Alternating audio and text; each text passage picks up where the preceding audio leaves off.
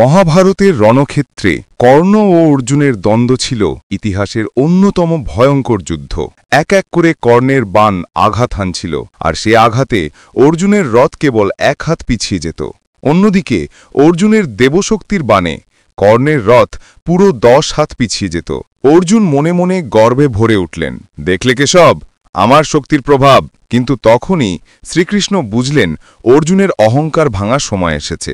শ্রীকৃষ্ণ অর্জুনকে বলেন যে তাঁর রথটি কেন সামান্যই পিছিয়ে যায়। এর কারণ স্বয়ং শ্রীকৃষ্ণ। অর্জুনের রথের সারথি ছিলেন স্বয়ং শ্রীকৃষ্ণ, যিনি জগৎগুরু এবং ঈশ্বর।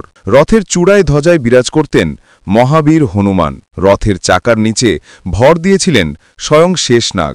এই তিনজনের ঐশ্বরিক শক্তি বলেই অর্জুনের রথ শত শত শক্তিশালী বাণের আঘাত সহ্য করেও সামান্যই পিছনে যেত।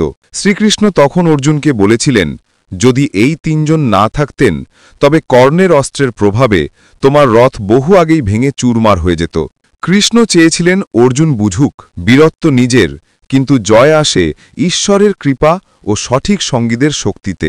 কর্ণের বীরত্ব যেমন অস্বীকার করা যায় না, তেমনি অর্জুনও বুঝলেন শক্তির ঊর্ধ্বে রয়েছে বিনয়, কৃতজ্ঞতা ও ঈশ্বরের কৃপা।